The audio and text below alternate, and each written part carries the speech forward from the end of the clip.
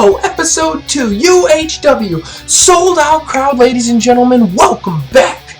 Welcome back to Upper Hand Wrestling. We're here for quarterfinal number 2.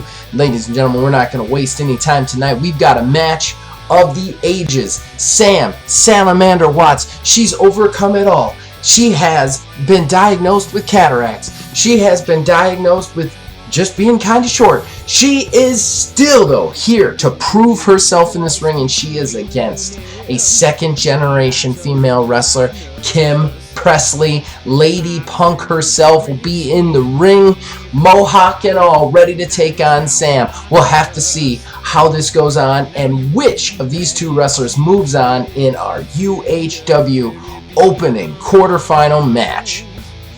Both of you are in the ring. I'm going to describe Kim first, then I'm going to ask you to give a description of your character for, the people watching. But Kim, standing in the ring, she is a tall, she's a shorter, stocky woman, very muscular.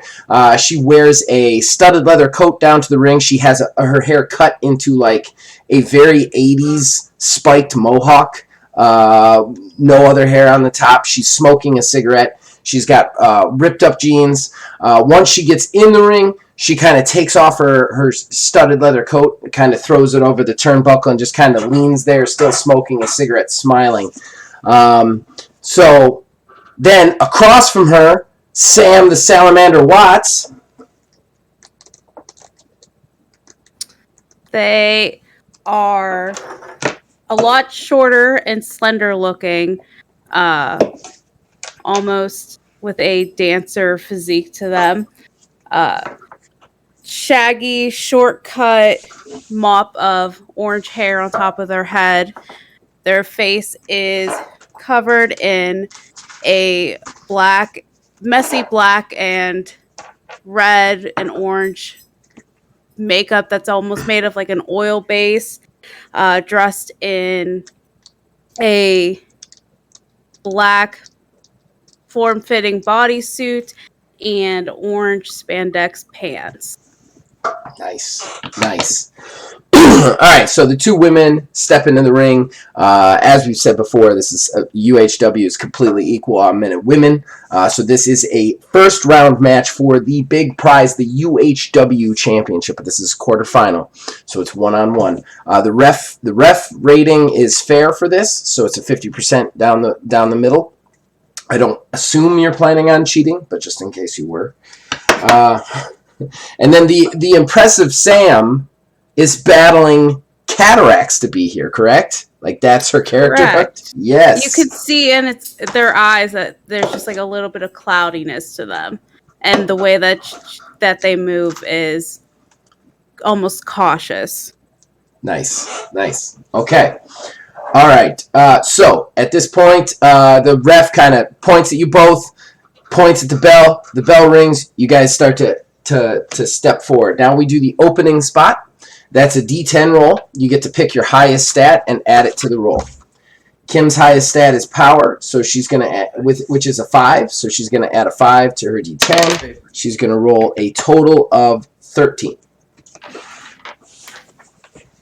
Okay. Do you want the dice in the camera or? Sure. I guess I should have asked first. Sure. Like, if you could roll it in the camera, that's fine, but I trust you on the dice. I'm not going to be a big thing. Honestly, really what the camera is for is so that the people out there can see you playing the game, Okay. So you said it was a 10. I'm sorry. I was looking for the dice. She got a total of 12, but you get to roll a D10, and you add in your highest stat for the opening spot. Okay. So 3 and a 4. Okay, all right. So that means you got a 7. She definitely beat you on the opening spot. She's going to have that opening hand. You guys step forward. You lock up, which is kind of a tactical mistake because Kim has that strength advantage. So she starts to kind of like push Sam down before dragging her into a quick arm drag. Sam rolls right back up to her feet with it, but you can tell that she's a little bit slow on the uptake on that, so Kim has the upper hand right here. So now you play the 5 cards. Just so you know, I don't care which direction you play them in as long as you play them from 1 to 5. Okay? Okay. So if you play 1 and then you play 3, that's cheating. But like I don't care if you play them from left to right or right to left. It doesn't matter as long as you know which one 1 is and which one 5 is, and you do it the same way every time. Okay. Okay. Okay. All right. So put your cards face down, 5 of them, and feel free to ask any questions if you get tripped up. So she has upper hand first. She's going to declare to discard an extra piece of exhaustion to do a signature on her first card. It will be a power strike. Okay. And what are you declaring on yours?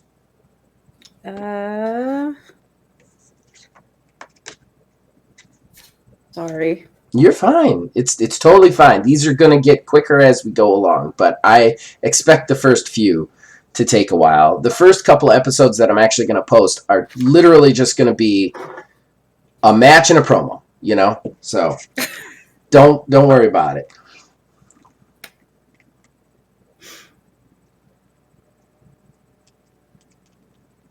It's the strike breaker. That's what we say, right? Yeah. Strike, breaker, submission, or suplex. Unless you want to modify it with a high risk or a hardcore. Obviously, you don't want to do hardcore because that's cheating, but a high risk or something like that. Or if you want to pin. Sorry for the belch. Yeah, you're good. Okay, so strike. Okay, flip it. I have a power move. Do you have a tech? You have a tech. You beat the power move. Sweet. All right, so you did a strike. So a tech strike does what? It targets power, KO value, recovers 1 point from any KO value. Targets. Okay, so you can recover a point from any KO value. Since you started at 3, you can actually recover one. Okay. You targeted power, so what's your tech stat? 4. 4. So my power is a 5, so that means I'm soaking 2, which means I'm going to take 2 damage to my power. That puts me up to a 3 in power KO. So her signature was Ash in Your Face, which is basically what she usually does is she flicks the cigarette she's still smoking into your face and then headbutts you while you're distracted with the ember plume. But she flicks the cigarette. You see it coming. You duck. Salamander ducks. As Salamander ducks, you hit with a strike, did you say? Yes. With a strike. She ducks, kind of turns around into this huge forearm shiver right to the face. And Kim's just rocked and completely surprised that you managed to see that one coming. So push tech up towards me so that you know that you won that card. Okay? Okay. All right. So I still have hand, however, because that was not a reversal. So I will do a breaker on my next card. Okay. What are you going to do? I will do...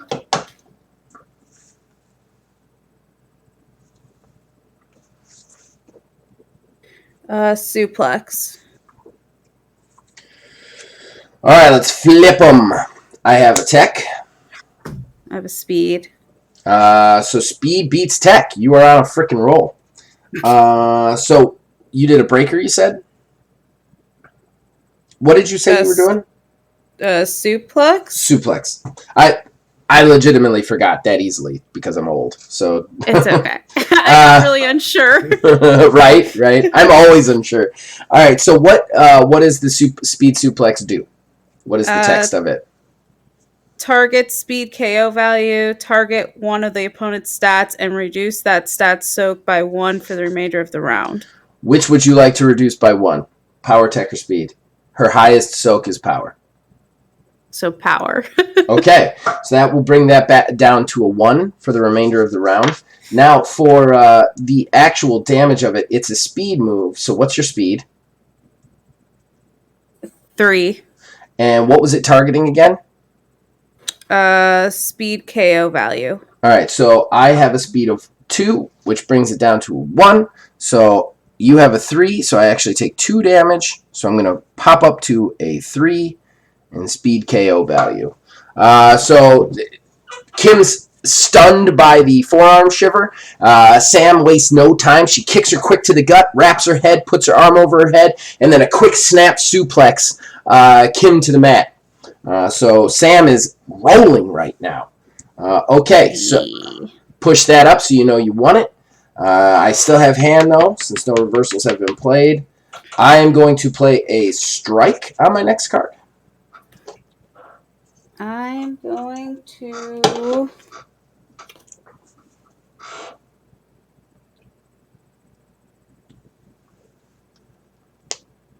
do a breaker. Okay, flip them. I have a speed. I have tech. Damn! You're killing me right now. Oh, no, wait, no. Tech beats power. Speed beats tech. Speed beats tech, because you just beat me. So I actually beat you on that one. Yeah. I was like, wait. No. Okay. So Kim takes the snap suplex, kind of rolls up to her feet, holding her back. Sam gets up, looking to capitalize it, but this time it's Kim's turn. She leaps into the air with a quick bicycle kick right to Sam's face, dropping her down to the mat and giving Kim some much-needed breathing room. So that's a strike. It targets your tech KO value. Your opponent's stat is -1 for the rest of the rounds. What is your highest stat? Tech. That is 4. Consider that to be 1 less until this round is over. Okay? Okay.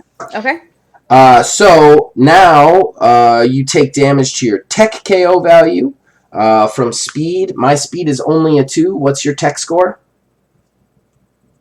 It'd be after I take less than 1? Yeah. 3. 3. So you would be soaking 1, so you will take 1 damage to your tech KO value. Okay. And I will win that card. Alright, so still in charge here. I'm going to go with a breaker on my next card. I'm going to go with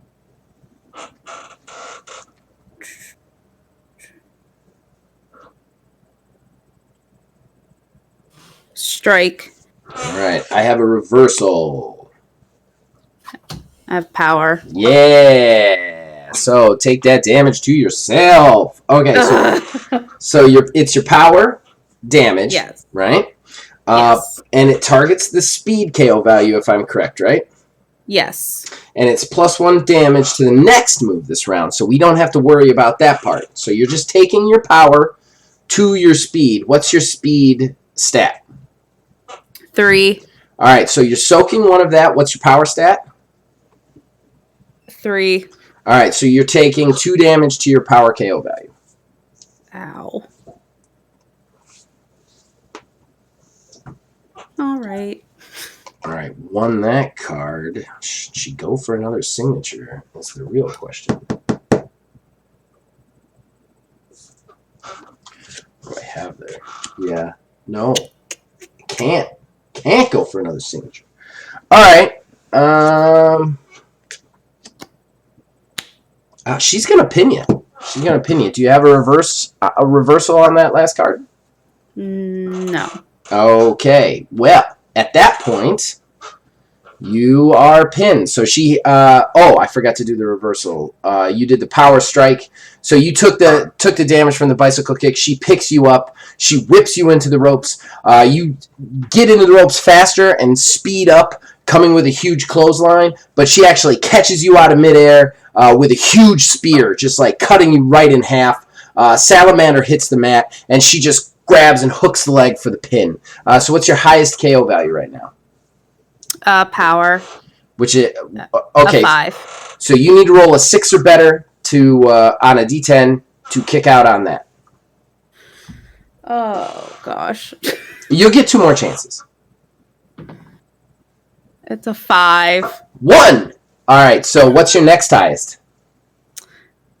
Speed and tech are both equal at 3. All right. So you need a 4 or better on the second roll. What'd you roll? 2. Oh no, 2! 2! This could be a fast match. Oh gosh. All right, so you have 1 more chance. You need to roll a 4 or better to kick out here. my gosh. Oh no! Did you just lose? I just rolled a 3. Oh no. Oh my god! Okay, I was worried about episodes going too long, not this one. That's less than 5 minutes. She beat you in 4. Okay. Salamander! Alright, so she cuts you in half, pins you. 1, 2. Salamander kicks out, but a second too late. 3! Match is over. Kim just stands up. She walks over to her leather jacket, kind of spins around, puts it on, pulls her cigarettes out, and lights up while Salamander's kind of holding her ribs. At this point, if you don't mind, we're going to switch back to face stuff because she's going to ask for a mic. Kim asks for a mic after she's She asked for a mic after she's lit up a smoke. We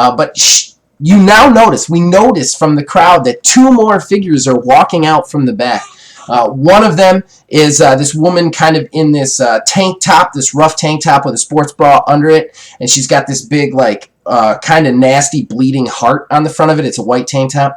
She's got hair that's black hair that's teased blue, but it's kind of one of those, I don't know what the hairstyle is called, but it's where you kind of shave one side of it and it kind of flips over to the other side for a lady. Like a Skrillex head.